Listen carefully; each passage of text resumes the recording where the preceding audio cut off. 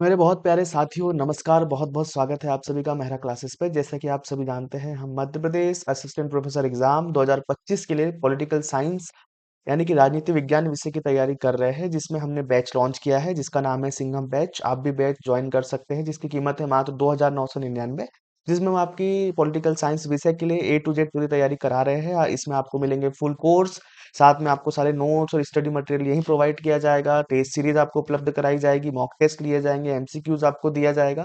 आप बहुत अच्छे तरीके से अपनी तैयारी कर सके, विषय पे आपकी बहुत अच्छी पकड़ हो, आपके सारे कॉन्सेप्ट क्लियर हो और ना केवल आप एग्जाम में बल्कि इंटरव्यू में भी विषय पे अपनी पकड़ बनाकर बहुत अच्छी सफलता हासिल करें। इसलिए आप हमारा बैच ज्वाइन कर सकते हैं।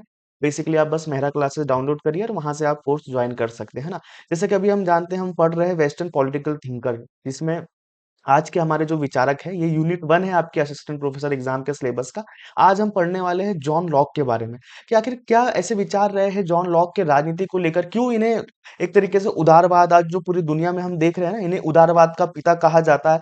तो बेसिकली हम पढ़ेंगे कि जॉन लॉक के क्या विचार रहे हैं, कैसा इनका जीवन रहा है ना, और क्या इनकी राजनीति को महान महत्वपूर्ण देन रही हो। चाहे बात करें इनके सबसे बड़े योगदान संपत्ति को लेकर इनके विचार की, पूंजीवाद के पिता के रूप में इन्हें जाना जाता है, उदारवाद के पिता के रूप में हम जॉन लॉक को जानते हैं। प्राकृतिक अधिकारों की बात आती तो उसके पिता के रूप में हम जॉन लॉक को जानते हैं। जहां संपत्ति, व्यक्तिगत संपत्ति के समर्थन की कोई बात करता है तो उसके लिए हम बात करते हैं जॉन लॉक की। और हम देखते हैं कि अभी के जो हमारे विचार एक तरीके से मानव स्वभाव को किस तरीके से स्वार्थी, लालची और भय से अ, नियंत्रित होने वाले बताते हैं। पर हम देखते हैं कि हमारे जॉन लॉक ऐसे व्यक्ति आते हैं जिनकी परवरिश बहुत अच्छे परिवार में हुई, तो ये मानव स्वभाव को बहुत अच्छा बताते हैं, है ना? और उसमें सुधार की भी गुंजाइश बताते हैं, मानव स्वभाव बहुत अच्छा बनाते हैं। 1 मिनट, एक कुल मिलाकर ऐसा कह सकते हैं कि जो पूंजीवाद हमको दुनिया में दिखाई दे रहा है, पूंजीवाद, उदारवाद के ये पिता है। इन्होंने क्रांति के संबंध में बहुत अच्छे विचार दिए, जिसका कहीं न कहीं बाद की आने वाली क्रांति पे बहुत प्रभाव पड़ा। तो ये एक तरीके के ऐसे व्यक्ति थे जिनके विचारों ने राजनीति शास्त्र को और दुनिया को बहुत प्रभावित किया है ना, बहुत अपना प्रभाव इन्होंने छोड़ा है। इनका जीवन शुरू होता है, इंग्लैंड में इनका जन्म होता है। इसके बाद ये ऑक्सफोर्ड यूनिवर्सिटी में पढ़ाई अपनी पूरी करते हैं। उसके बाद इन्हें विदेश से सचिव के एज अ सचिव के साथ काम करने का मौका मिलता है। तो ये जब राजनीति में अपना सहयोग देते हैं, और राजनीति में रहते हुए राजनीति को बहुत नजदीक से देखते हैं, बहुत नज़दीक से देखकर अपने अनुभव से सब कुछ सीखते हैं, है ना? तो कहीं न कहीं आप आगे देखेंगे कि जॉन लॉक अपने पूरे चिंतन में कहीं न कहीं अनुभववाद को बहुत महत्व देते हैं। मतलब ये कहते हैं कि जो चीज़ को आप अपनी पाँचों इंद्रियों से देख सकते हो, उन्हीं चीज़ों पर विश्वास करो, है ना? उन्हीं बातों को मानो।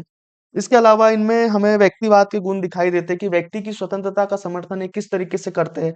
एक तरीके से ये बात करते हैं, जो पुलिस राज्य की बात करते हैं, स्टेट का क्या कर्तव्य होगा, केवल रक्षा करना स्टेट का कर्तव्य रह जाएगा, है ना? इसके अलावा निजी संपत्ति, व्यक्तिगत रूप से निजी संपत्ति को महत्व देने के लिए भी जॉन लॉक का बहुत सारे विचार हैं, है ना? तो इन या फिर स्वतंत्रता को लेकर एक और इनका बहुत महत्वपूर्ण विचार है। इन सबको समझेंगे आगे पूरे वीडियो में, बिना देरी किए हुए हल्का-सा इनके जीवन के प्रारंभिक चरणों को समझते हैं। इसके बाद विस्तार से हम जानते हैं जॉन लॉक को और समझते हैं इनके राजनीतिक विचार को। तो हम शुरू करते हैं और सबसे पहले हम इनका देखते हैं संक्षेप में जीवन परिचय। देखते हैं इनका जीवन परिचय, कैसा इनका जीवन रहा है। जैसे कि मैंने आपको बताया, इनका जन्म हुआ था 1632 ईस्वी में, है ना? जॉन लॉक, इनका जो जन्म हुआ था 1632 ईस्वी में हुआ था, है ना? और इनकी मृत्यु लगभग हुई थी 1704 में, सन 1704 ईस्वी में इनकी मृत्यु हो गई थी, है ना? इन्हें जैसा कि आप जानते हैं, इनका जो जन्म है, कहाँ हुआ था? सामरसेट में हुआ था। सामरसेट जगह है ना? रिंगटन में है ये, ब्रिटेन के रिंगटन में इनका जन्म हुआ था। ठीक है ना? ये ऑक्सफोर्ड यूनिवर्सिटी से इन्होंने अपनी पढ़ाई की थी, है ना? अपना जो उच्च शिक्षा इन्होंने कहाँ से प्राप्त की थी? ऑक्सफोर्ड यूनिवर्सिटी से प्राप्त की थी। इनकी जो बचपन में आर्थिक स्थिति थी वो उतनी मजबूत नहीं थी, है ना? एक सामान्य परिवार से ये थे। सामान्य परिवार से थे, फिर भी पिता ने बाकायदा इनके लिए सारी चीज़ों का प्रबंध किया, इन्हें अच्छी शिक्षा दिलाई, है ना? इन्होंने अपना अध्ययन कार्य पूरा किया ऑक्सफोर्ड यूनिवर्सिटी से। इसके बाद में आगे चल के ये जो है, ये नेता के सचिव बनते हैं, है ना? जो उस समय के ब्रिटेन के नेता थे, उनके नेता के सचिव के रूप में इन्होंने काम किया। यहीं से इनको वास्तविक अनुभव प्राप्त हुआ राजनीति का, है ना? जब ये वहाँ के वर्तमान के एक नेता के सचिव के रूप में इन्होंने कार्य किया, तो उन्होंने राजनीति को बहुत करीब से देखा। यहीं से इनको राजनीति में रुचि पैदा हुई और राजनीति पे ये आगे बढ़े, राजनीति पे इन्होंने विचार देना शुरू किया, तो कहीं न कहीं इनका शुरुआती समय था, है ना? इसके बाद में जो 1688 है ना, 89 में यहाँ पर गौरवमय क्रांति हुई थी ब्रिटेन में। इसको गौरवपूर्ण क्रांति कहा जाता है ना? 1688 का वह समय आता है इनके जीवन में क्योंकि ये आप जानते हैं अभी थोड़ा सा ये ऊंचे स्तर पे एक सचिव के रूप में कार्य कर रहे हैं एक नेता के, तो कहीं ना कहीं राजनीति को ऊंचे स्तर से देख रहे हैं, समझ रहे हैं। इसी इसी समय के बाद में इन्हें सबसे करीब एक क्रांति को देखने को मिला जिसका नाम था गौरवपूर्ण क्रांति। ये कहाँ हुई थी? तो ये ब्रिटेन में हुई थी, है ना? ये क्रांति ब्रिटेन में हुई थी। इसमें कहीं न कहीं हमारे जो जॉन लॉक थे, ये भी शामिल थे और इनके विचारों का प्रभाव भी उस क्रांति पे पड़ा था, है ना? थोड़ा-सा ब्रिटेन की क्रांति को देख लेते हैं क्योंकि क्रांति का दुनिया में अपना एक बहुत अलग से महत्व है। क्योंकि ये पहली क्रांति थी जिसमें एक राजसत्ता का परिवर्तन हुआ था और ताज्जुब की आप बात देखेंगे कि इस क्रांति में रक्त का एक कतरा भी नहीं बहा था। मतलब बिना खून-खराबा के सत्ता परिवर्तन होना दुनिया में एक आश्चर्य है। इसलिए इस जो गौरवपूर्ण क्रांति इसको नाम दिया गया और इसको बड़े उत्साह के साथ इतिहास की जब भी बात होती है तो इसको शामिल किया जाता है। बड़े गौरव के रूप में देखा जाता है कि बिना हिंसा के, बिना रक्त बहाए भी कहीं क्रांति की जा सकती है ना? तो इस क्रांति की क्या विशेषता थी देखिए, सबसे पहले इस क्रांति में 2 दल थे, है ना? 2 दल कौन से थे? तो एक दल था या 2 पक्ष थे इस क्रांति के, 2 पक्ष थे। तो पहला हमारा जो पक्ष है उसका नाम था व्हिग, ठीक है? व्हिग, है ना? व्हिग्स लोग थे इसमें। और जो हमारा दूसरा दल आता है, हमारा दूसरा दल था टोरी का, मतलब टोरी पार्टी थी। टोरीज लोगों का दल था। तो ये जो वीक जो दल था या जो हमारा पहला पक्ष है, ये जो थे ये संसद, है ना? ये जो लोग थे वीक वाले, ये संसद, लोकतंत्र और जन अधिकारों के समर्थक थे। किसके समर्थक थे? है ना? संसद के समर्थक थे, लोकतंत्र के समर्थक थे। इसके अलावा जो जन अधिकार है, ये जन अधिकार के समर्थक थे, है ना? कौन? हमारे वीग वाले दल। और जो जॉन लॉक था, वो इसी का समर्थक था। इसी दल में शामिल था जॉन लॉक, है ना? इसके बाद में ये जो टोरी दल जो हमारा दूसरा दल है, ये कहीं न कहीं राजतंत्र के समर्थक थे। किसके समर्थक थे टोरी दल? राजतंत्र के समर्थक थे। तो आपस में गुटों में दोनों पक्षों में जब दोनों पक्षों ने क्रांति की, तो क्रांति का बड़ा सकारात्मक मतलब परिणाम हुआ और उस समय के जो राजा थे, जिनका नाम था जेम्स द्वितीय, है ना? इनको त्याग पत्र देना पड़ा इस क्रांति के परिणाम स्वरूप, है ना? इसमें किसी तरह का खून खराबा नहीं हुआ, राजा ने बहुत जल्दी सरेंडर कर दिया, है ना? इसके बाद इनकी बेटी जिसका नाम था मैरी, ये गद्दी पे बैठती है ना? ये लगभग 1689 की बात है। तो मैरी क्या करती है? मैरी एक, है ना, एक लाती है बिल ऑफ राइट्स जारी करती है, इसको कहा जाता है अधिकार पत्र, बिल ऑफ राइट, अधिकार पत्र, है ना? एक अधिकार जब मैरी को गद्दी पर बैठाया जाता है जेम्स द्वितीय को हटाकर, तो मैरी जो होती है महारानी बनती है। तो मैरी एक अधिकार पत्र जारी करती है जिसे बिल ऑफ राइट कहा जाता है ना? इसमें क्या होता है कि जो ब्रिटेन में पूर्ण राजतंत्र की जगह अब से पूर्ण राजतंत्र की जगह क्या होता है? जो सांविधिक राजधानी, जो संवैधानिक राजतंत्र होता है ना, सांवि सांविधानिक राजतंत्र की स्थापना होती है। और सरकार का जो राजा की जो शक्तियां है कहीं ना कहीं सीमित होती है, तो सीमित सरकार की बात होती है। तो ये बहुत बड़ी घटना थी। यहीं से कहीं न कहीं जब डेमोक्रेसी का विकास होता है ना, तो ये गौरवपूर्ण क्रांति भी उसमें एक महत्वपूर्ण रोल रखती है। तो बेसिकली गौरवपूर्ण क्रांति क्या थी कि 2 समूह उस समय हुआ करते थे ब्रिटेन में। एक समूह था जिसे हम व्हिग कहते हैं और दूसरा जो समूह है वो टोरी पार्टी जिन्हें टोरीज़ कहा जाता है। तो ये जो व्हिग पहली पार्टी वाले जो लोग थे, इसमें हमारे जॉन लॉक भी शामिल है।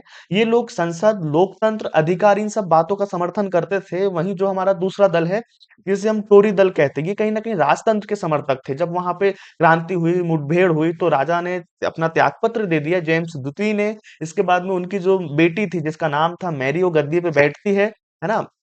और क्रांति के दबाव के परिणाम स्वरूप बिल ऑफ राइट्स मतलब अधिकार पत्र जारी करती है जिसमें वो अपने आप की शक्तियाँ थोड़ी कम करके, है ना? पूर्ण राजतंत्र की जगह संवैधानिक जो राजतंत्र होता है उसकी शुरुआत करती है। तो ये गौरवपूर्ण क्रांति का एक समय प्रभाव इनके जीवन पे पड़ा। तो ये थी हमारी गौरवपूर्ण क्रांति।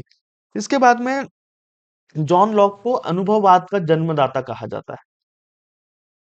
अनुभववाद का जन्मदाता।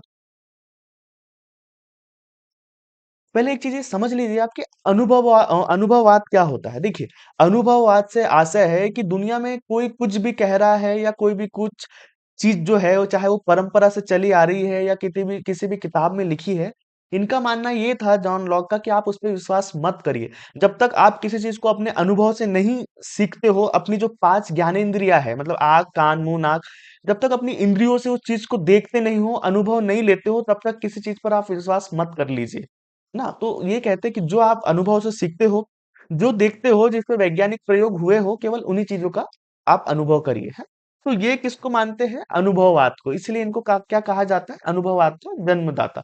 मतलब जो आप इंद्रियों से प्राप्त करते हैं उस पर विश्वास करिए, है ना? इसको कहा जाता है प्राप्त उस पर विश्वास।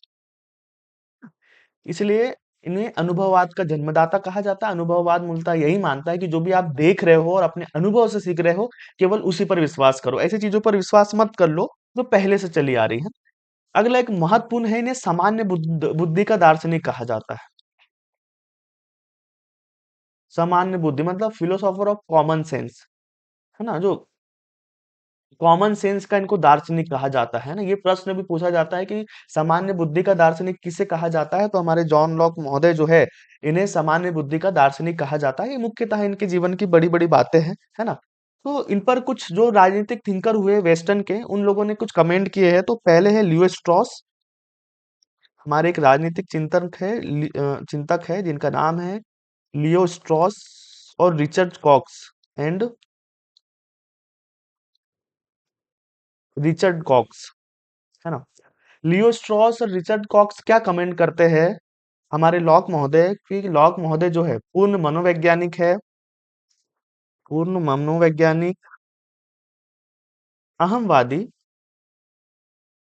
ना अहमवादी, और क्या है, नैतिक सापेक्षवादी। इन्होंने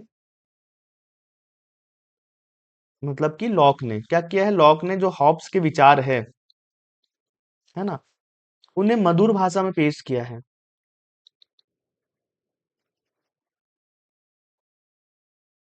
देखिए, ये जो भी थिंकर के कमेंट होते हैं ना, आजकल जो पेपर का ट्रेंड चल रहा है, किसी भी एग्जाम में आप देखेंगे डायरेक्ट स्टेटमेंट पूछ लिया जाता है कि भैया किन राजनीतिक विचारकों ने लॉक को पूर्ण मनोवैज्ञानिक, अहमवादी, नैतिक सापेक्षवादी कहा है, और साथ साथ ये भी कहा है कि उन्होंने हॉब्स के विचारों को मधुर भाषा में पेश किया है ना? हॉब्स के विचारों को मधुर भाषा में पेश किया है ना? तो ये किन ने कहा है? तो हमारे लियो स्ट्रॉस और रिचर्ड कॉक्स जो महोदय जी हुए हैं, इन्होंने कहा है कि भैया जो हमारे लॉक ने क्या किया, एक तरीके से पूर्ण मनोवैज्ञानिक है ना? समझते हो ना? मतलब चीजों को सीखते हैं अपने अनुभव से, देखते हैं, परखते हैं, कॉमन सेंस लगाते हैं, उसके बाद में अपनी बात करते हैं। तो ये पूर्ण मनोवैज्ञानिक है। अहमवादी है, मतलब अपने जब तक अपने से जान नहीं लेते चीजों को, थोड़े से जिद्दी किस्म के हैं ना, जब तक अपनी जो विचार है उनको संतुष्ट नहीं कर लेते, चीजों को नहीं मानते।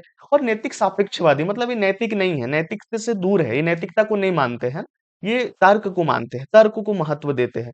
और एक तरीके से कहीं ना कहीं इसमें ये नजर आता है कि ये जो हॉब्स के विचार हो उनको एक सॉफ्ट तरीके से रखते हैं ना। हॉब्स भी हमारे व्यक्तिवादी थे, संपत्ति का समर्थन करते थे, उसी तरीके के विचार हमको लॉक में भी नजर आ रहे हैं।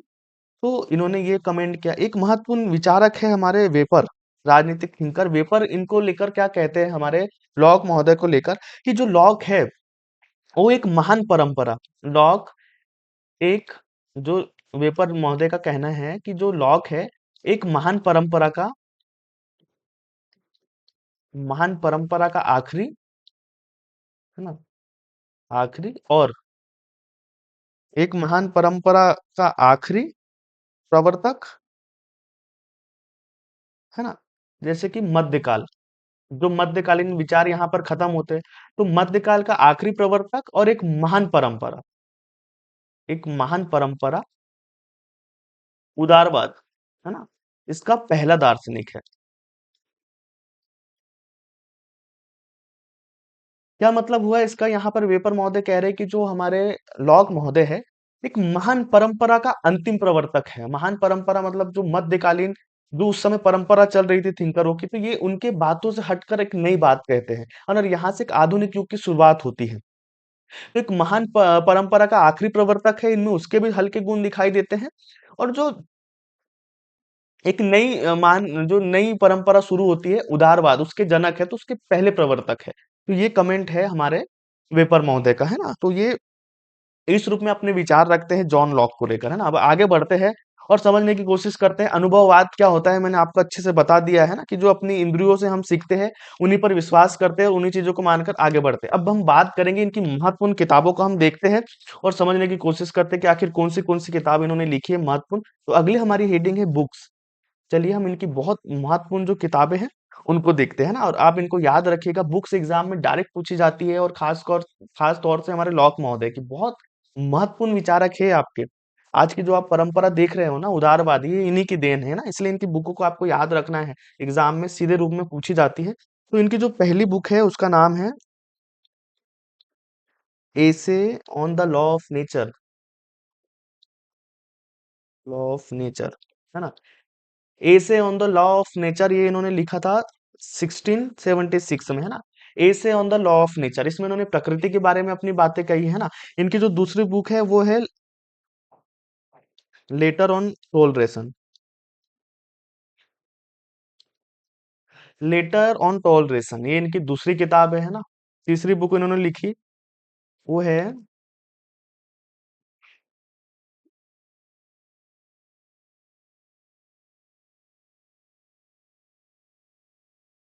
Crisis।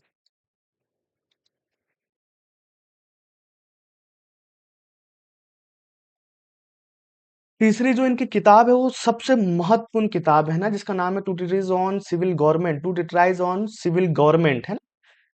ये किताब इनकी सबसे महत्वपूर्ण किताब है, जिसके बारे में अपने राज्य और सब चीजों के बारे में जो भी विचार देते हैं इस पुस्तक में उनका वर्णन करते हैं ना। Two tries on civil Government ये इनकी सबसे महत्वपूर्ण किताब है।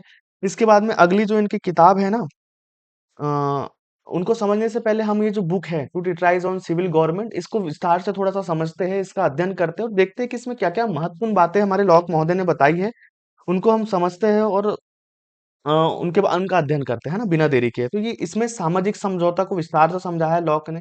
क्या समझाया है? सामाजिक समझौता। सामाजिक समझौता से कैसे राज्य बनता है उसकी बात करते हैं ये बुक में, है ना। हमारी Two tries on civil Government नामक बुक में इसका जो पहला भाग है बुक का, इसमें ये जो है रॉबर्ट फिल्मर एक थिंकर थे, इनके विचारों का खंडन करते हैं, है ना। अपनी जो बुक है इसके पहले भाग में हमारे लॉक महोदय क्या करते हैं, रॉबर्ट फिल्मर जो एक अन्य थिंकर है जिन्होंने इतनी किताब लिखी है, तो कहीं ना कहीं उनके विचारों का खंडन करते हैं, एक तरीके से उनको नकारते हैं।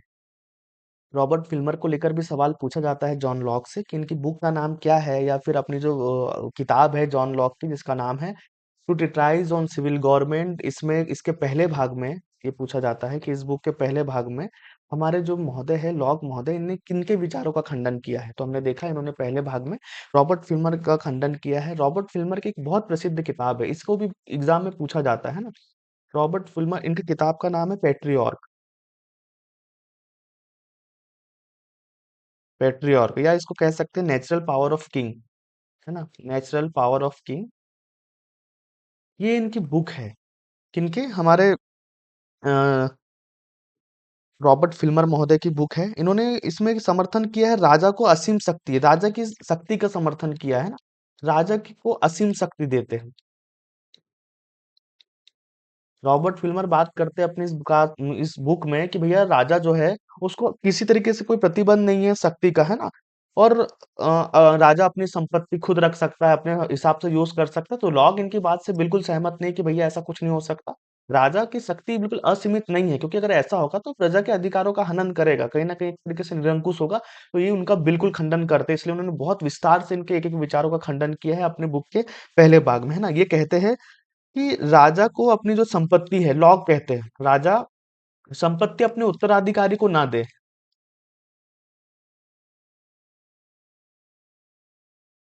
वे या हक नहीं है राजा की संपत्ति पे, भैया उसके उत्तराधिकारियों का क्यों हक होगा? नहीं होगा, वो प्रजा की संपत्ति है ना। आम लोग मेहनत करके संपत्ति कमाएंगे, संपत्ति पे आम लोगों का हक होगा, और राजा निर्वाचित होगा, बगैर चुनाव किया जाएगा। ये संवैधानिक शासन की बात करते हैं ना, राजतंत्र एक तरीके से राजतंत्र के विरोधी है ना। और जो दूसरा भाग है इस बुक का Two tries on civil Government, के पहले भाग में रॉबर्ट फिल्मर के विचारों का खंडन करते हैं और दूसरे भाग में अपने अन्य सिद्धांत देते हैं। अन्य सिद्धांत देते हैं जो भी राज्य को लेकर, क्रांति को लेकर जो सबके विचार, इसमें इन्होंने क्रांति का समर्थन किया है, जो 1689 में गौरवपूर्ण क्रांति हुई थी, इसका समर्थन किया है ना, इस बुक में। इस क्रांति का समर्थन करते हमको नजर आते हैं हमारे जॉन लॉक महोदय इस बुक में। आगे देखे, जो प्रभाव नजर आता है इस बुक को लिखने पर जॉन लॉक पे, है ना, तो किसका प्रभाव नजर आता है? तो एक जो उस समय के विचारक थे जिनका नाम था रिचर्ड हुकर, है ना, ये रिचर्ड हुकर से प्रभावित है हमारे जॉन लॉक, है ना। इनका प्रभाव इनके ऊपर पड़ा है कहीं ना कहीं, ठीक है। जैसा कि मैंने आपको बताया, इन्होंने प्राकृतिक अधीनता के सिद्धांत का खंडन किया है। प्राकृतिक अधीनता के सिद्धांत का खंडन किया है ना। किसने दिया था ये प्राकृतिक अधिकार का, यह प्राकृतिक अधीनता का सिद्धांत रॉबर्ट फिल्मर ने दिया था, वही जिनका पहले भाग में इन्होंने खंडन किया है। ये सिद्धांत रॉबर्ट फिल्मर ने दिया था, इसका खंडन किया है ना। कहते हैं कि राज्य पर,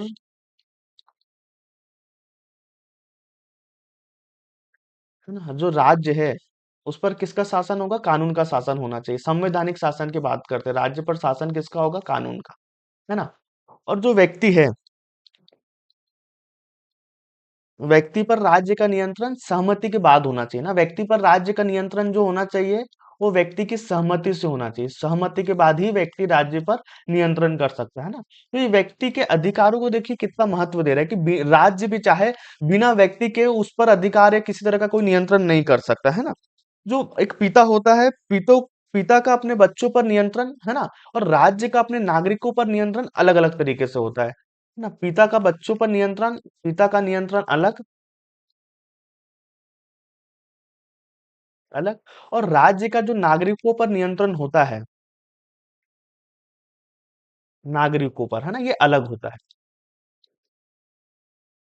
सीधा सीधा ये कह रहे हैं भैया कि जो राज्य का नियंत्रण होता है नागरिकों पर, वो उनकी सहमति के बाद ही हो सकता है ना। जैसा पिता का नियंत्रण होता है अपने बच्चों पे, वैसा नियंत्रण नहीं होता हमारे राज्य का हमारे नागरिकों के ऊपर, है ना। ये बात हमारे कहते हैं कौन?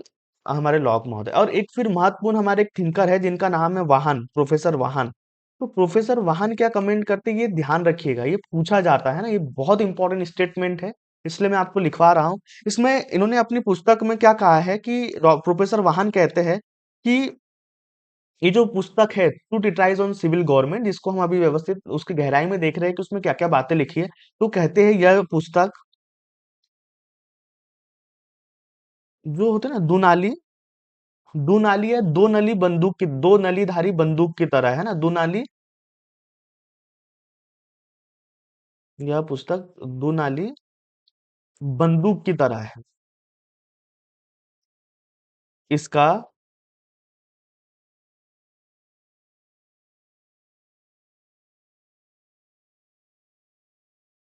इसका एक मुंह,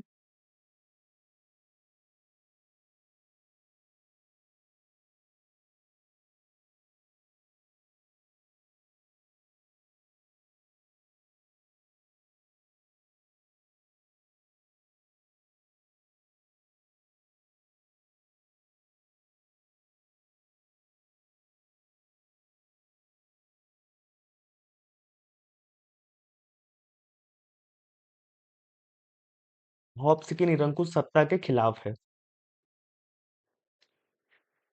प्रोफेसर वाहन कहते हैं भैया कि जो Two tries on civil Government law की पुस्तक है उसका एक ये दो नली बंदूक की तरह है ना। तो एक नली का जो मुंह है वो हमारे रॉबर्ट फिल्मर के द्वारा जो राज सत्ता के अधिकार है उनके उनके खिलाफ है, तो दूसरा मुंह हॉब्स की जो निरंकुशता है उसके खिलाफ है ना। एक भाग में ये एक मुंह ऐसा प्रतीत होता है मानो जैसे कि वो एक, जैसा कि मैंने बताया अभी कि रॉबर्ट फिल्मर का पूरी तरीके से खंडन करता है ना, राजा के अधिकारों का वो समर्थन करते, तो लॉक बिल्कुल नहीं मानता। और ये हॉब्स के भी विचारों के खिलाफ है ना, जो निरंकुशता है राजा की। जैसे आपको पता है हॉब्स का राजा पूर्णतः निरंकुश है, पर जॉन लॉक कहते हैं भैया ऐसा नहीं होगा। तो यही सब बातों को प्रोफेसर वाहन ने बहुत सरल शब्दों में कहा है।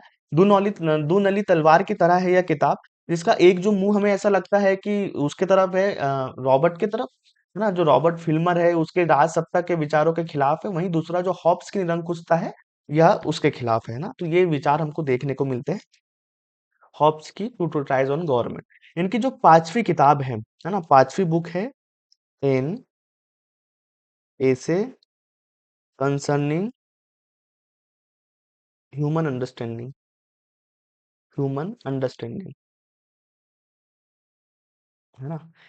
इनका अगला है कि इन्होंने एक बुक लिखी, इसका नाम है अगली बुक का an essay concerning human understanding, है ना, बहुत महत्वपूर्ण किताब है इनकी, इसको ध्यान रखिएगा।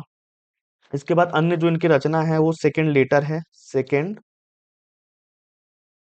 लेटर ऑन टॉलरेंस, है ना। एक फर्स्ट लेटर था, उसके बाद में तीसरा लेटर भी लिखते हैं, टॉलरेंस, है ना, सेकंड लेटर ऑन टॉलरेंस। अगली इनकी जो किताब है सम थॉट्स ऑन एजुकेशन, ठीक है।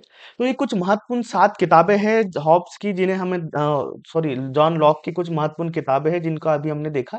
पहली किताब जो हमने देखी थी essay on the law of nature, ये 1676 में इन्होंने लिखी थी, लॉ ऑफ मॉडर्न। दूसरा है लेटर ऑन टॉलरेंस। तीसरा है Two tries on civil Government, इस बुक बहुत महत्वपूर्ण है जिसको बहुत विस्तार से हमने समझा है।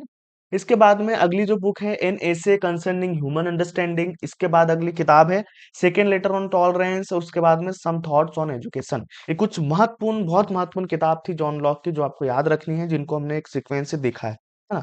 अब हम देखते हैं जॉन लॉक के मुख्य विचार, जो अगली हमारी हेडिंग है वो है जॉन लॉक के मुख्य विचार।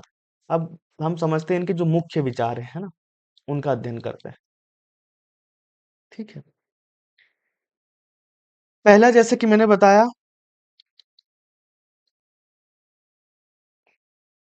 पहला है गौरवपूर्ण क्रांति का चिंतक।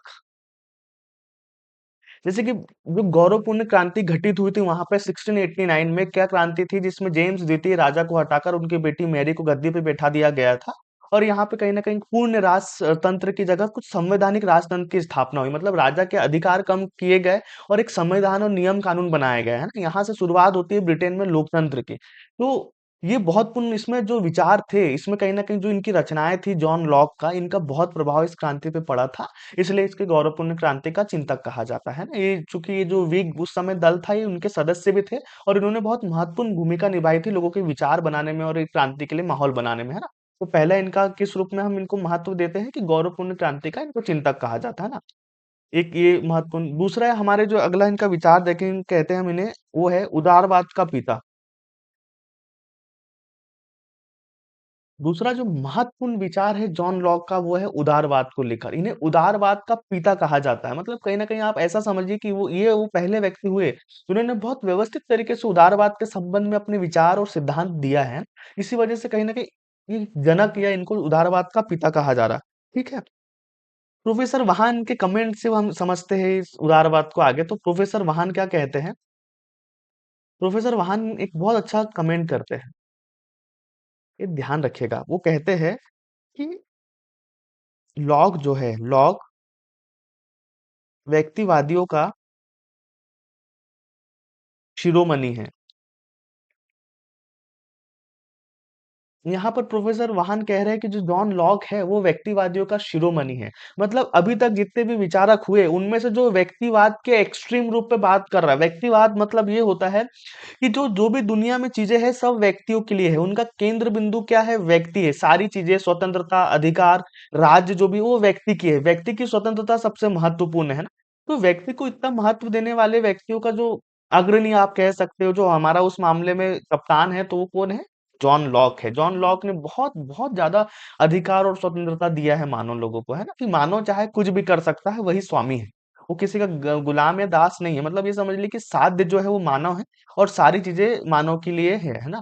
राज्य का भी ये कर्तव्य होगा कि वो मानव के जीवन में हस्तक्षेप ना करे। जैसे अब अमेरिका में देखते हैं, वहां उदारवाद का एक्सट्रीम रूप है।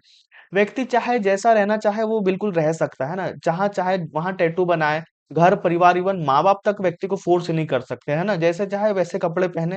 ये उसकी स्वतंत्रता है उदारवाद में। मतलब एक अणु की तरह व्यक्ति रहना पसंद करता है अकेले, सब उसकी इच्छा पे निर्भर करता है। इस एक्सट्रीम लेवल तक हम उदारवाद में व्यक्ति को स्वतंत्रता प्रदान करते हैं। इसलिए प्रोफेसर वाहन ने क्या कहा है कि जो लॉक है वो उदारवाद का शिरोमणि है। लॉ देखिए, उदारवाद में क्या होता है, व्यक्तिवाद।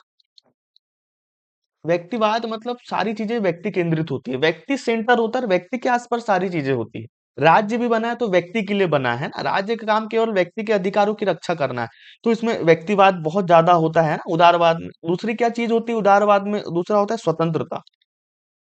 भैया उदारवाद में व्यक्तिवाद का ये स्तर है कि व्यक्ति चाहे, मतलब नो मीन्स नो, अगर व्यक्ति ने किसी चीज को समझ लिया, थोड़ा समझिए, उदारवाद को समझना है आपको तो बहुत महत्वपूर्ण चीजें देखनी पड़ेगी। तो पहला है व्यक्तिवाद, हर चीज का केंद्र बिंदु क्या है? व्यक्ति। दूसरा स्वतंत्रता, जो चाहे पहनो ओढ़ो खाओ पियो और जो चाहे तो करो, राज्य कोई हस्तक्षेप नहीं करेगा आपके जीवन में, और ना दूसरे लोग आपको कुछ बोल सकते हैं। एक्सट्रीम लेवल पे स्वतंत्रता की बात करता है उदारवाद, है ना। ये एक शर्त ये होती है कि कानूनों का दुरुपयोग ना हो, उस स्तर तक, है ना। तो उदारवाद स्वतंत्रता को बहुत महत्व देता है। अगली क्या विशेषता होती है उदारवाद की? कानून का शासन। मतलब कोई व्यक्ति शासन नहीं करेगा व्यक्ति के हिसाब से, एक कानून बनाए जाएंगे सब लोगों की सहमति से, व्यक्तियों की सहमति से राज्य, और उसी से कानून। तो सारी चीजें उसी के अनुसार होंगी और सभी लोग उसका पालन करेंगे, है ना, वही फिर सर्वोच्च होगा। तो किस पर जोर देता है उदारवाद? कानून का शासन, या एक तरीके से कहिए संविधानवाद, है ना। उसका ही शासन होगा, ना कि व्यक्ति का होगा, ध्यान रखिएगा, है ना। विधि का शासन होगा, कानून का शासन होगा, व्यक्ति का नहीं। तो उदारवाद कानून के शासन पर जोर देता है। बहुमत का सिद्धांत इसमें शामिल होता है। मतलब कि जो भी निर्णय लिए जाएंगे बहुमत से लिए जाएंगे, और बहुमत का निर्णय सर्वमान्य होगा। तो उदारवाद की अगली क्या विशेषता है? बहुमत का निर्णय इसमें होगा, है। अगली इसकी विशेषता है सत्ता का पृथक्करण।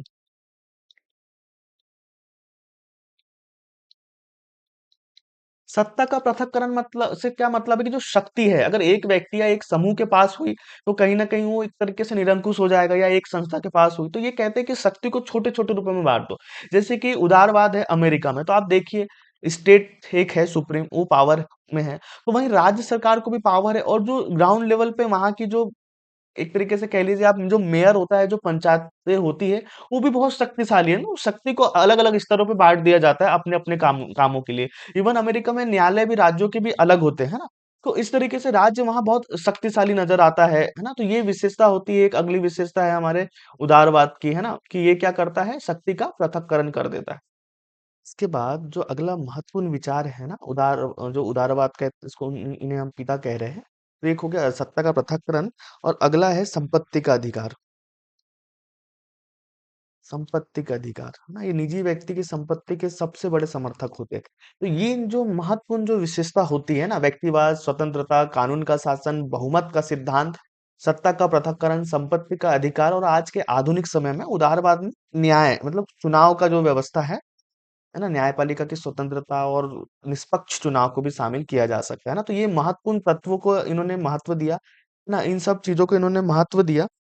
इसी कारण से इन्हें क्या कहा जाता है? उदारवाद का पिता कहा जाता है ना। इतनी सारी चीजों को इन्होंने शामिल किया, इनका प्रतिपादन किया, है ना, प्रतिपादन किया, इसलिए क्या है? उदारवादी है। ठीक है। अगला हम बिंदु देखते हैं, अब आगे बढ़ते हैं। अभी मुख्य विचार देख रहे हैं हम लॉक के। तो पहला विचार हमने देखा, गौरवपूर्ण क्रांति का चिंतक, है ना, गौरवपूर्ण क्रांति का चिंतक रहे हैं। उदारवाद का पिता क्या था, तो उदारवाद क्या होता है और किस तरह की इन्होंने चीजें दी, हमने वो देखा है।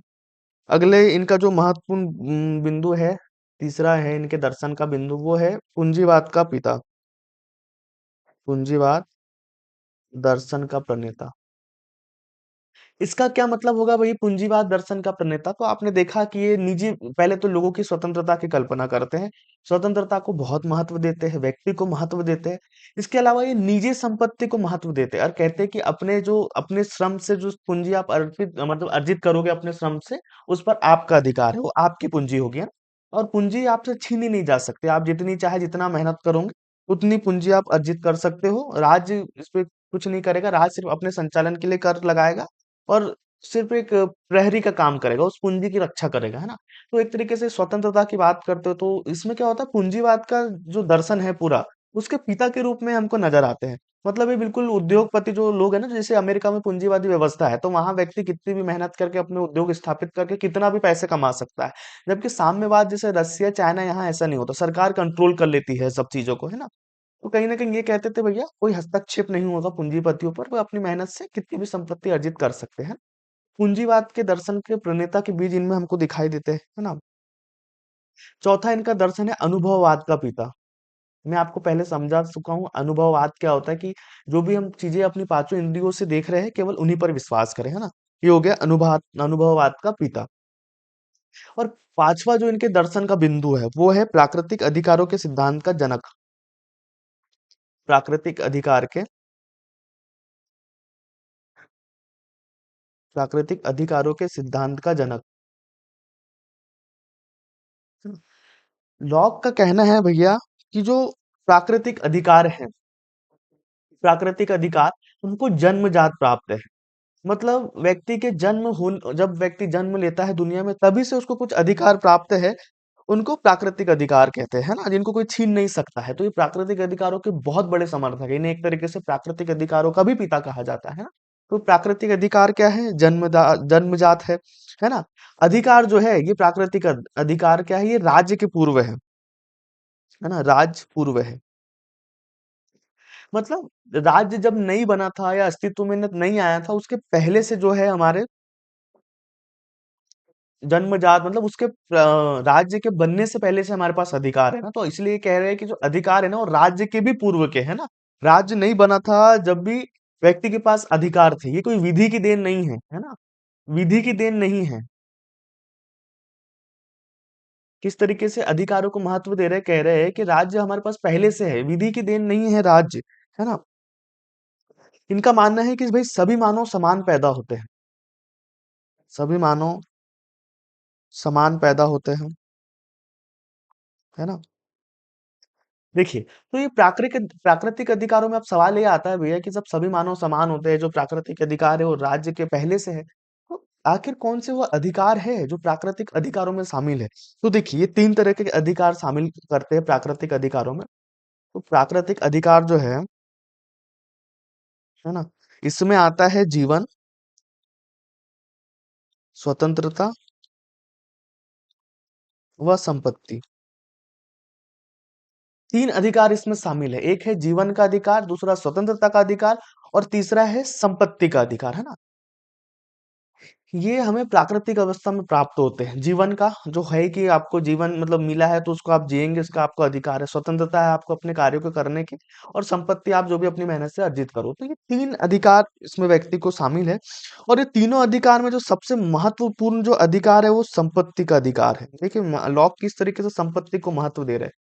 संपत्ति का अधिकार सबसे महत्वपूर्ण है ना। ये तीनों अधिकार में से प्राकृतिक अवस्था में आपके पास तीन अधिकार है। जीवन का अधिकार, दूसरा स्वतंत्रता का अधिकार और तीसरा है संपत्ति का अधिकार, है ना।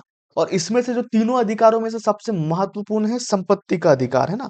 इसमें जीवन प्लस स्वतंत्रता, ये दोनों शामिल हो जाते हैं। दोनों शामिल है जीव संपत्ति के अधिकार में कि अगर ये एक मिल गया तो ये दो अपने आप आ जाते हैं। जीवन का अधिकार और स्वतंत्र का अधिकार। तो ये कॉन्सेप्ट है अधिकारों को लेकर हमारे किनका, हमारे लॉग महोदय का। इसी के परिणाम स्वरूप क्या हुआ, जो अमेरिका का संविधान है, इन सब विचारों का जो प्रभाव पड़ा। आप देखिए कोई विचारक जब विचार देता है तो व्यर्थ नहीं जाते। जैसे हमने देखा अभी अरविंद घोष के जो विचार है भारत पे किस तरीके से हमें सांस्कृतिक राष्ट्रवाद के रूप में, धार्मिक या आध्यात्मिक राष्ट्रवाद के रूप में दिखाई देते हैं। इसी तरीके से लॉक के विचारों का प्रभाव जो है वो अमेरिका पर पड़ा। और जो अमेरिका के संविधान निर्माता थे ना, अमेरिकी संविधान निर्माता,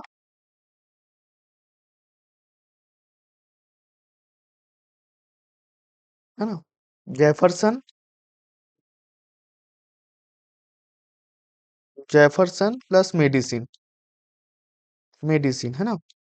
ये जो अमेरिका के संविधान निर्माता थे, जैसे जेफरसन और मेडिसिन ने अमेरिका का संविधान बनाया था, इन पर लॉक का प्रभाव पड़ा था। तो आप देख सकते हैं अमेरिका दुनिया का सबसे बड़ा पूंजीवाद देश है, और उदारवाद का जो सबसे बड़ा संरक्षक है वो कौन है? हमारा अमेरिका है ना। तो जॉन इन किसके प्रभाव की वजह से? लॉक के अधिकारों की संकल्पना और लॉक के प्रभाव की वजह से, है ना। इसके बाद एक बहुत महत्वपूर्ण है जो एग्जाम में भी पूछा जाता है, वो ये है कि लॉक के जो प्राकृतिक अधिकार है, लॉक के जो प्राकृतिक अधिकार है ना, इनका समर्थन किया था थॉमस पेन ने, है ना। इन्होंने बुक लिखी थी जो लॉक के प्राकृतिक अधिकारों का समर्थन किया है, ये थॉमस पेन ने किया है। इनकी बुक है राइट ऑफ मैन। जैसे पेन से हम लिखने का काम करते हैं ना, तो आप ऐसे लिंक लिंक करके याद कर सकते हैं। ये नेट के एग्जाम में पूछा गया है बहुत बार ये क्वेश्चन, है ना। और हमारे एपी के लिए भी बहुत इंपॉर्टेंट है। नेट के एग्जाम में बहुत बार पूछा गया कि जो बुक है राइट ऑफ मैन इसके लेखक कौन है? तो राइट ऑफ मैन जो बुक है इसके लेखक है थॉमस पेन। और ये आपसे लॉक के रेफरेंस में पूछा जाता है, तो इन्होंने जो लॉक के प्राकृतिक अधिकार है उनका समर्थन किया है ना। पेन से आप लिखने का काम करते हैं, राइटिंग का, तो आप कनेक्ट करके पुस्तक और इनको आसानी से याद रख सकते हैं। थॉमस पेन, इन्होंने किसका समर्थन किया है? लॉक के प्राकृतिक अधिकारों का इन्होंने समर्थन किया है, ठीक है।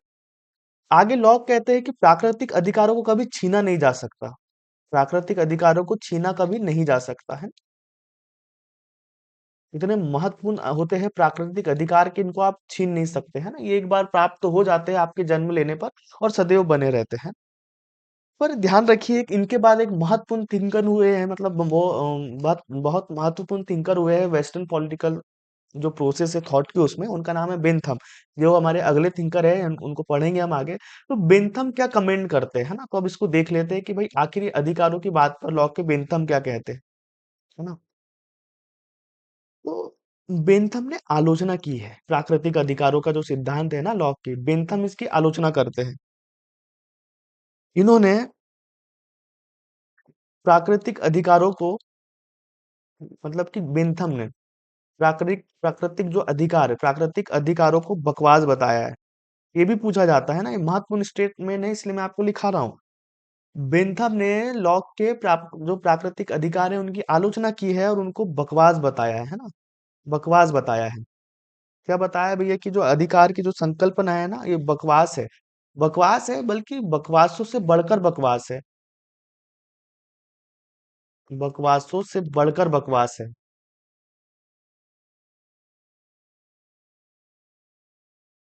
मतलब ना केवल सिर्फ जो प्राकृतिक अधिकार की संकल्पना है वो बकवास नहीं है, बल्कि बकवासों से बढ़कर बकवास है। क्यों है भैया? क्योंकि वो आगे कहते हैं कि राज्य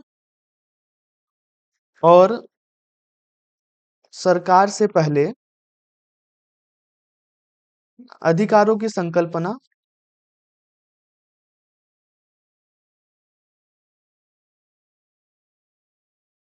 बेंथम कहते हैं कि भैया राज्य और सरकार से पहले जो अधिकारों की संकल्पना है ना, वो अतार्किक है। बिना राज्य और सरकार के बने ही हमारे लॉक महोदय ने अधिकारों की कल्पना कर ली। जैसे हम पढ़ रहे हैं कि ये राज्य से पहले है और एक बार प्राप्त हो जाते हैं, इनको छीना नहीं जा सकता। तो ये कह रहे हैं क्या बकवास कर रहा है, ऐसी भी कोई चीज हो रही। अधिकार तभी मिल सकते हैं जब राज्य बनेगा, है। तो इस तरीके से इनके जो अधिकारों की संकल्पना है ना, उसकी आलोचना करते हैं हमारे बेंथम महोदय, है ना। अब आगे चलते हैं और चलकर हम देखते हैं कि लॉक के संपत्ति को लेकर क्या विचार है ना। तो अगली जो हमारी हेडिंग हम डालने वाले हैं, जो मुख्य विचारों को पढ़ने वाले हैं, उसमें हम आगे बढ़ेंगे और आप हेडिंग डालिए लॉक के संपत्ति पर विचार।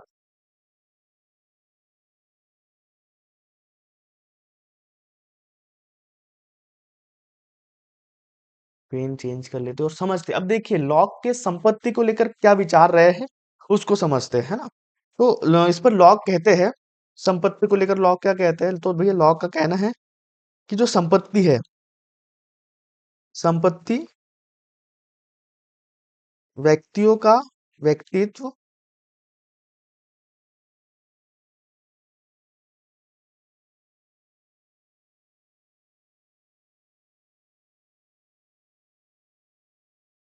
लॉक का संपत्ति को लेकर कहना है कि जो संपत्ति है ना, वो व्यक्तियों के जो व्यक्ति ना जो संपत्ति है व्यक्तियों का व्यक्तित्व में स्थित वस्तु है। मतलब जो व्यक्ति के व्यक्तित्व में स्थित वस्तु है वही संपत्ति है। व्यक्ति के ऊपर डिपेंड करता है कि किस तरीके से अपने व्यक्तित्व से या अपनी क्षमताओं को बढ़ाकर वो ज्यादा से ज्यादा संपत्ति अर्जित कर सकता है। तो ये क्या कह रहे हैं कि जो संपत्ति है व्यक्तियों के व्यक्तित्व में स्थित वस्तुएं है ना, इसको इन्होंने क्या कहा? संपत्ति कहा, है ना। कि व्यक्ति के ऊपर डिपेंड करता है कि वो कितनी संपत्ति बनाना चाहता है, उतनी बना सकता है। इन्होंने एक सिद्धांत दिया जिसका नाम है श्रम श्रम सिद्धांत, है ना। तो यहीं पे थोड़ा सा हम समझते हुए चलते हैं कि आखिर लॉक का जो है भैया श्रम सिद्धांत वो क्या है। तो इस विषय में लॉक आगे कहते हैं कि देखिए जो व्यक्ति है ना, क्या कहते हैं लॉक?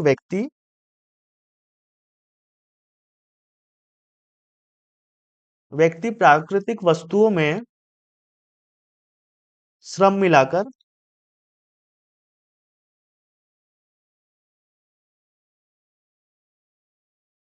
उसका स्वामी बन जाता है ना। व्यक्ति प्राकृतिक वस्तुओं में श्रम मिलाकर उसका स्वामी बन जाता है ना। जो अगली आगे बात कहते हैं, प्रकृति ने पर्याप्त वस्तु दी है। पर्याप्त वस्तुएं दिए हैं, है ना। व्यक्ति का क्या मूल है, मूल उद्देश्य व्यक्ति का ना श्रम द्वारा जो अर्जित संपत्ति है, श्रम द्वारा अर्जित संपत्ति को सुरक्षित करना।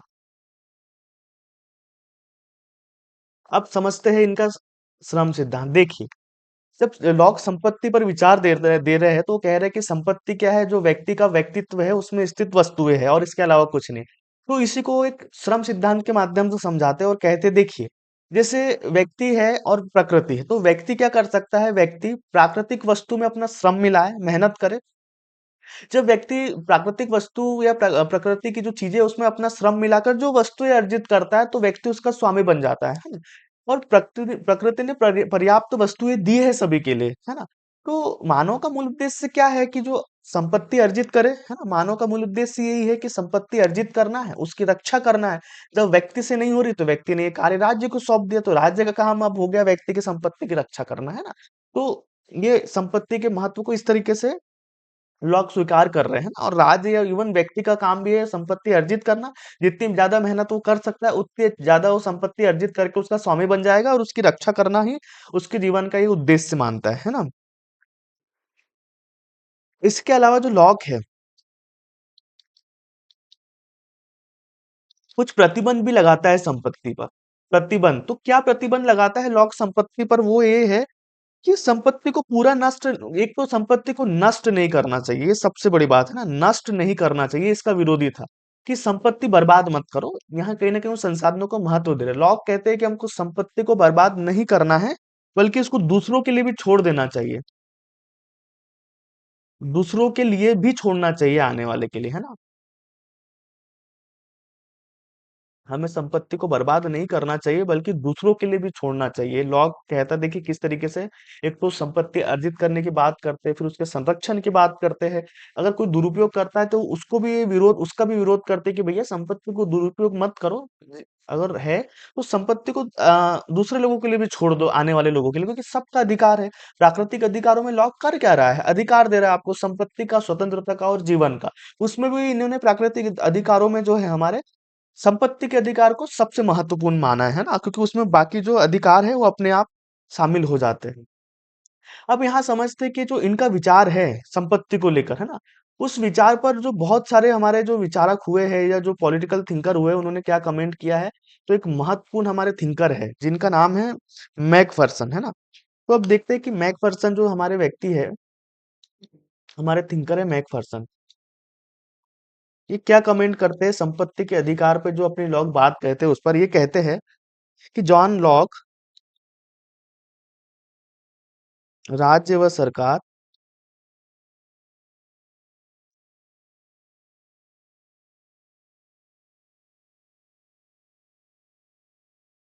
निर्माण का मूल उद्देश्य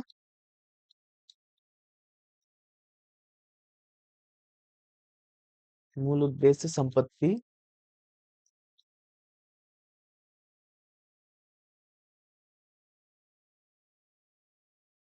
सिद्धांत को औचित्य प्रदान करना है। देखिए, मैकफर्सन ये कमेंट करते हैं जॉन लॉक पर कि भैया जो जॉन लॉक है ना, उसके राज्य और सरकार जो निर्माण कर रहा है ना, उसके पीछे का जो मूल उद्देश्य है वह है कि किस तरीके से संपत्ति के सिद्धांत को औचित्य प्रदान किया जाए। मतलब कैसे संपत्ति को महत्व दे।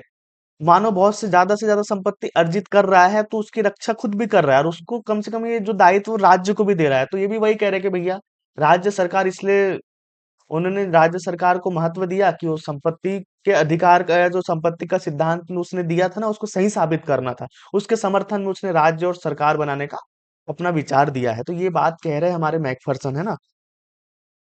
इसके बाद में मैकफर्सन आगे कहते हैं, आगे अपनी बात और कहते हैं मैकफर्सन जी। ये कहते हैं, क्या कहते हैं कि जो लॉक है और हॉब्स, हॉब्स है, ये स्वत मूलक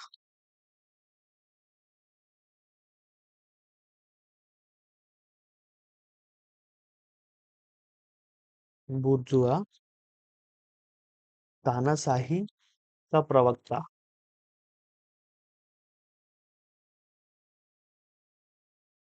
देखिए बहुत इंपॉर्टेंट स्टेटमेंट है, ये एग्जाम में पूछा जाता है कि भैया कौन से ऐसे विचारक हैं जिन्होंने लॉक और हॉब्स को स्वतमूलक व्यक्तिवादी कहा है ना? तो ये मैकफर्सन ने कहा है लॉक्स और हॉब्स को लेकर। आगे मैकफर्सन कहते हैं लॉक को कि जो लॉक है वो बुर्जोवा तानाशाही का प्रवक्ता है ना? अब इसको थोड़ा सा समझते हैं कि ये ऐसा क्यों कह रहे हैं। ये कह रहे हैं कि स्वतमूलक व्यक्तिवादी है, मतलब इसका ये मतलब होता है कि ये व्यक्ति को जरूरत से ज्यादा महत्व दे रहे हैं। मतलब इनकी सारी जो राज्य और सरकार सब बनाने का उद्देश्य क्या है? व्यक्ति को महत्व देना और उसके लिए संपत्ति आदि अधिकारों के औचित्य को सिद्ध करना, है ना? इनके पूरे उसके केंद्र में व्यक्ति है और व्यक्ति को बहुत ज्यादा महत्व दे रहा है। तो इनका जो स्वमूलक व्यक्तिवादी मतलब उसका जो व्यक्ति है ना वो खुद पर केंद्रित है, खुद के स्वार्थों के लिए सारे काम कर रहा है। ये मतलब हुआ। आगे कहते हैं मैकफर्सन की लॉक बुर्जुआ तानाशाही का प्रवक्ता है। मतलब वो कुछ लोगों को संपत्ति के समर्थन लोगों की संपत्ति का समर्थन करते हैं लोग। इससे क्या होता है, केवल समाज के कुछ वर्गों के हाथ में या कुछ लोगों के हाथ में या जो बुर्जुआ लोग होते हैं ना, मतलब कुछ समूह या लोगों के हाथ में बहुत अथाह संपत्ति आ जाती है, जो अमेरिका में है। अभी देखा आपने चुनाव हुआ जिसमें ट्रम्प की जो कैबिनेट है, आप देखिए केवल कुछ अमीर लोग जो दुनिया के सबसे ज्यादा है वो उस देश को चला रहे हैं। तो ये कहीं ना कहीं कमी है। मैकफरसन इधर ही इशारा कर रहे हैं कि संपत्ति को ज्यादा महत्व देने से कुछ लोगों के पास बहुत सारी संपत्ति आ जाती है और एक तरीके से तानाशाही पर उतर आते हैं ना। तो उसको बढ़ाने वाले जो विचार है ये कहीं ना कहीं लॉक में नजर आते हैं। तो यही कहने का मतलब है मैकफरसन का, इसलिए वो ये कमेंट करते हैं ना। ये बहुत इंपॉर्टेंट कमेंट है, इसको आप याद रखिएगा, है ना? अब संपत्ति के विचार का प्रभाव क्या पड़ा लॉक के, है ना? अब उसको समझ लेते हैं कि संपत्ति के विचार का प्रभाव, संपत्ति के विचार का प्रभाव देखिए। तो लॉक की संपत्ति के जो विचार लॉक ने दिया, इसके इससे क्या हुआ कि तीन तरीके के प्रभाव पड़े। तो पहला प्रभाव क्या था? नकारात्मक उदारवाद, है ना? फिर इनको समझते हैं, पहले लिख लेते हैं। नकारात्मक उदारवाद, दूसरा अहस्तक्षेप अहस्तक्षेपवादी राज्य, है ना? और तीसरा रात्रि प्रहरी या पुलिस राज्य, रात्रि प्रहरी या पुलिस राज्य, है ना? अब देखिए, तो संपत्ति के जो विचार, संपत्ति को लेकर हम लॉक अपने विचार दे रहे हैं, तो उनके लॉक के जो विचारों का प्रभाव क्या पड़ा? नकारात्मक उदारवाद। नकारात्मक उदारवाद मतलब उदारवाद को इतना महत्व दिया जाने लगा कि उसमें किसी तरीके के हस्तक्षेप को स्वीकार नहीं किया गया, है ना? बहुत ज्यादा ये एक तरीके से उदारवाद के समर्थक थे, क्योंकि व्यक्ति की स्वतंत्रता, है ना? संविधान का ही शासन होगा, राज्य का काम केवल क्या होगा? रात्रि प्रहरी की तरह होगा। तो कहीं ना कहीं नकारात्मक रूप में आता है कि जिसमें कोई छूट नहीं मिलती। मतलब किसी कोई चीज जब कठोर होती है तो उसको हम नकारात्मक कह देते हैं। तो नकारात्मक उदारवाद आया। अहस्तक्षेपवादी राज्य आया। मतलब संपत्ति के विचारों में एकदम इतनी ज्यादा छूट दे दी, तो ये कहीं ना कहीं एक नेगेटिव हो गया। यही हो गया नकारात्मक उदारवाद। दूसरा ये हुआ अहस्तक्षेपवादी राज्य। तो जब संपत्ति को महत्व दे रहे व्यक्ति कितनी भी संपत्ति अर्जित कर सकता है, तो इसमें क्या हुआ कि राज्य का हस्तक्षेप एक तरीके से अलग हो गया है। क्योंकि राज्य का कोई नियंत्रण ही नहीं है संपत्ति पर। जब राज्य का संपत्ति पे नियंत्रण नहीं है तो कैसे वो कर सकता है? तो इसलिए राज्य क्या हो गया? अहस्तक्षेपवादी हो गया है। संपत्ति पर किसी भी तरीके से हस्तक्षेप नहीं करेगा। तो दूसरा परिणाम क्या हुआ कि राज्य अहस्तक्षेपवादी हो गया। तीसरा संपत्ति का परिणाम ये हुआ कि हो गया कि रात्रि की जो राज्य की भूमिका है वो कैसी होगी? कि रात्रि प्रहरी की तरह या पुलिस राज्य की तरह राज्य की भूमिका होगी। रात्रि प्रहरी राज्य या पुलिस राज्य का क्या मतलब होता? कि देखिए, इन्होंने लॉक ने अधिकार दे दिया कि व्यक्ति कितनी भी संपत्ति अर्जित कर सकता है। तो भैया जब व्यक्ति कितनी भी संपत्ति अर्जित करेगा तो व्यक्ति उसकी रक्षा के लिए समझौता करेगा राज्य से, और उसने राज्य बनाया। तो राज्य जब बनाया तो अब राज्य का काम केवल इतना रह गया कि वो व्यक्ति की जो संपत्ति केवल उसकी रक्षा करेगा।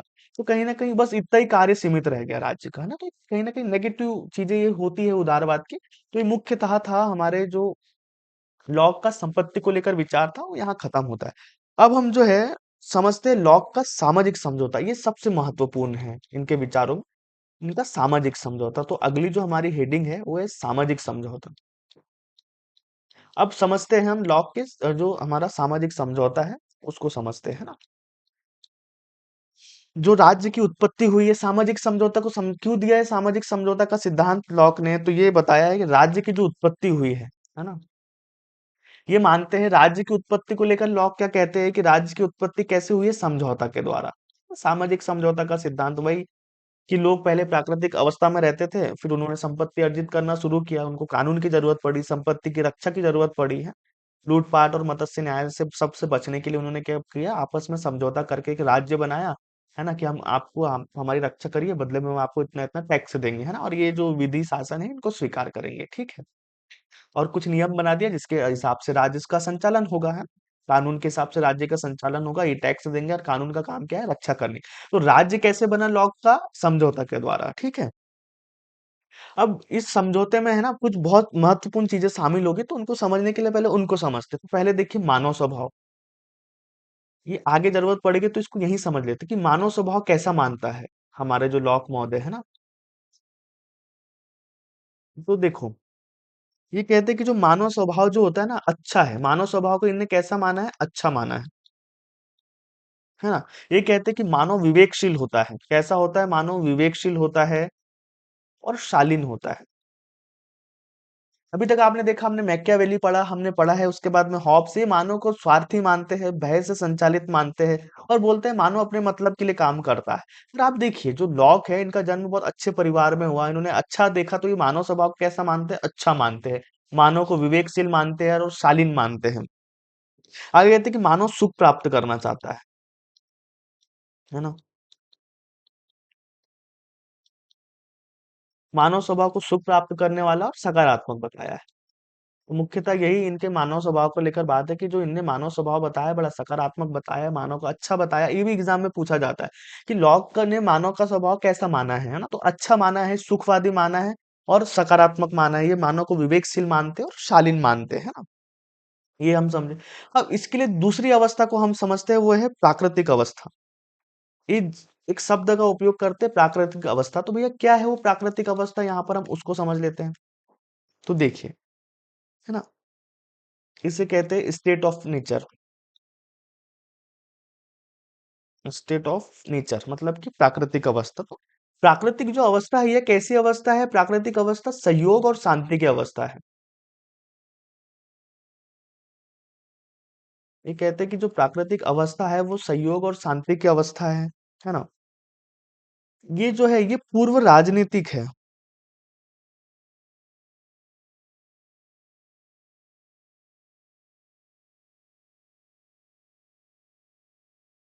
ध्यान रखिएगा, जो लॉग कह रहे हैं कि जो प्राकृतिक अवस्था है, ये राज्य के बनने के पहले की अवस्था है, पर उसके पहले समाज वगैरह ये मानकर चलते हैं कि थे, है ना। तो केवल क्या है, पूर्व राजनीतिक है, पूर्व सामाजिक नहीं है। ये भी पूछा जाता है, तो क्योंकि हॉब्स की जो है प्राकृतिक अवस्था, वो पूर्व राजनीतिक और पूर्ण सामाजिक दोनों है ना। पर लॉक की केवल पूर्व राजनीतिक है, पूर्व सामाजिक नहीं है, ध्यान रखिएगा। इनकी प्राकृतिक अवस्था है ना, प्राकृतिक अवस्था जो है ना, ये प्राकृतिक नियमों से संचालित होती है, प्राकृतिक नियमों से संचालित होती है।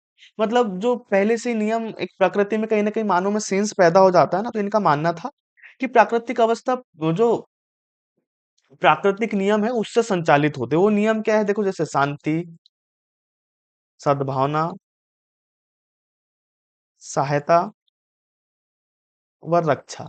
ये वो नियम थे जो प्राकृतिक अवस्था में भी मानव में विद्यमान थे। मतलब मानव कहीं ना कहीं शांति चाहता था, उसके दिल में एक दूसरे के प्रति सद्भावना थी, है ना। एक दूसरे की लोग सहायता करते थे और खुद की रक्षा करते थे आपदाओं से। तो ये कुछ मतलब कि प्राकृतिक नियम की वजह से उस समय का संचालन होता था प्राकृतिक अवस्था में, है ना। तो प्राकृतिक अवस्था में ये नियम कानून थे, शांति, सद्भावना, सहायता और रक्षा, जिससे प्राकृतिक अवस्था का संचालन होता था, है ना।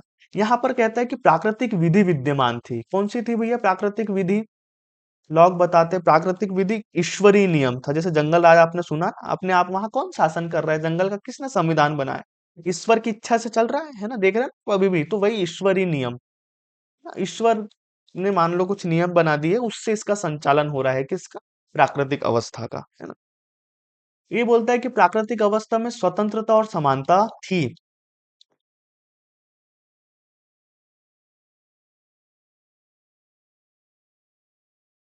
स्वतंत्रता और समानता थी प्राकृतिक अवस्था में। जो लोग थे प्राकृतिक अवस्था के, लोग कैसे थे, तो तार्किक और विवेकी थे। तार्किक व विवेकी थे प्राकृतिक अवस्था के लोग, है ना। पर यहाँ एक कमी थी प्राकृतिक अवस्था में। लोग ये भी बताते कि प्राकृतिक अवस्था में इतनी सब चीजें तो थी, पर एक कमी थी। तो भैया वो कौन सी कमी थी प्राकृतिक अवस्था में, तो देखिए यहाँ सार्वजनिक जो न्यायाधीश होता है ना, सार्वजनिक न्यायाधीश की कमी थी प्राकृतिक अवस्था में। कोई ऐसी संस्था का, है ना, और एक संस्था का अभाव था कि जो न्याय कर सके, है ना, कानून की व्याख्या कर सके, करे, है ना, इसकी कमी थी प्राकृतिक अवस्था में, है ना। इसलिए क्या हुआ, नागरिक समाज की स्थापना की गई। स्टेट को नागरिक समाज कहते हैं, मैं आगे बताऊंगा। इसलिए नागरिक समाज बनाया गया, समझौता करके राज्य को बनाया। राज्य एक संस्था है जो कानून की व्याख्या करती है ना, और कानून के माध्यम से राज्य का संचालन करती है, ठीक है। एक बहुत महत्वपूर्ण लाइन यहाँ पर बोलते हैं हमारे लॉक महोदय विधि को लेकर, है ना, ये पॉइंट आप बिल्कुल ध्यान रखिएगा। लॉक कहते हैं कि विधि के अभाव में, ये स्टेटमेंट पूछा जाता है ना एग्जाम में, विधि के अभाव में स्वतंत्रता की कल्पना नहीं की जा सकती। तो लॉक कहते हैं भैया कि विधि के अभाव में हम स्वतंत्रता की कल्पना नहीं कर सकते, है ना, ये लॉक का कथन है। पूछा जाता है किसका कथन है, तो लॉक का कथन है कि विधि के अभाव में स्वतंत्रता की कल्पना नहीं की जा सकती। स्वतंत्रता को बनाए रखने के लिए हमको किसकी आवश्यकता होती है, विधि की आवश्यकता होती है ना। तो अब बात आती है, हम सामाजिक समझौता पढ़ रहे हैं लॉक का, तो सामाजिक समझौता क्यों क्यों करना पड़ा सामाजिक समझौता।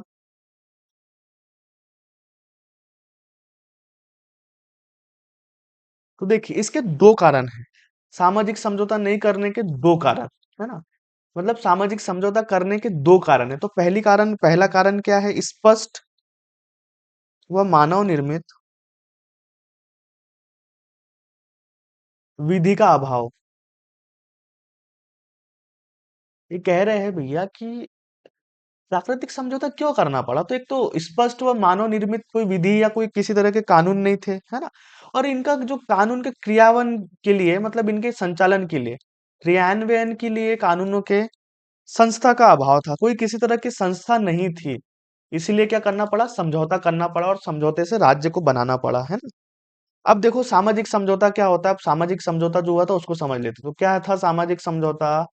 अब हमारा जो मुख्य विषय है हम उस पर आ गए, है ना। हम सामाजिक समझौतों को समझने से पहले हमने इन सब चीजों को समझा। अब मेन हम समझते हैं कि सामाजिक समझौता क्या था। तो देखिए सामाजिक समझौता क्या था, जो प्राकृतिक अवस्था थी, प्राकृतिक अवस्था की जो स्थिति थी, प्राकृतिक अवस्था की स्थिति से निपटने हेतु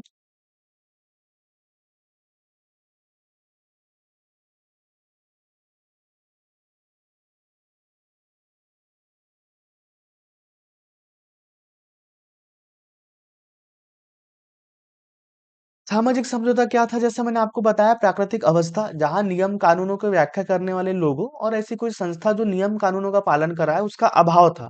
तो उसके अभाव को दूर करने के लिए या प्राकृतिक अवस्था की स्थिति से निपटने के लिए, कमी से निपटने के लिए, जो विवेकशील मनुष्य हुए उन्होंने दो समझौते किए, है ना। और इन समझौते के द्वारा क्या हुआ, मतलब राज्य बना है। तो देखो दो समझौते में, पहला समझौता क्या है, पहला समझौता है प्रथम समझौता। प्रथम समझौता जो है ना, ये इसमें बना नागरिक समाज, नागरिक समाज इनने राज्य